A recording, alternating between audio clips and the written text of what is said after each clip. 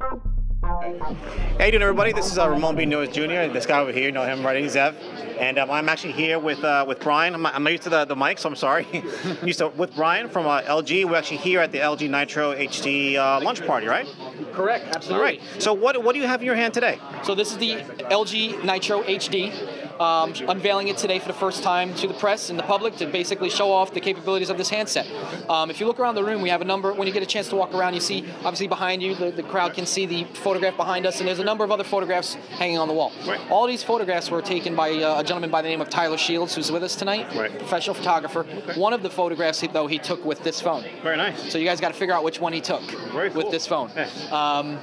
So basically the whole idea, though, is that we want you guys to compare our phone to the competitors, take pictures of the Ducati, a pair of shoes, so you can see the resolution of this HD display on here. And the reason why I say HD display is because this is utilizing our advanced high-performance in-plane switching true HD display. Okay. The resolution on here is 1280 by 720p. Okay. So it's the closest thing to carrying around a 50-inch screen in your pocket, basically. I love how you guys gave it out, right? Like we walked in, there was a big box. And then it said pick up the phone, and it was kind of cool. So right, in an HD box. In an HD box, yeah. So and that's the whole idea. We have 329 PPI on here. Okay. So the pixel density is phenomenal on this handset. The brightness is very, very good. It's 500 nit as far as the level of brightness is concerned. Oh, very nice. So it's got Gorilla Glass, so it's also very durable. I appreciate that. Under the, Are you one of those guys that breaks your phone? No, my son is. We also have under the hood, it's a 1.5 gigahertz dual-core Snapdragon Scorpion processor, very cool. And we also have 784 megs of RAM. Wow, so you're going to be able to do all the multitasking you want, running multiple concurrent applications at once, gaming, HD gaming from Gameloft, whatever you want. And what version of Android are we running on this? We're running Gingerbread right now. I'll get you the latest build. I'll tell you that in a second. This will be upgradable to Ice Cream Sandwich in the future. Oh, very cool. I don't have an ETA on that. You know, chances are we probably haven't even gotten the SDK yet, or we just got it and we're just learning it. So right. Okay. These things take time. I know the public wants it instantly, but it takes time. Normally, IPS displays are about twice the resolution of an LCD, and this is an advanced version of that. Correct. What's the difference between this and a standard IPS display?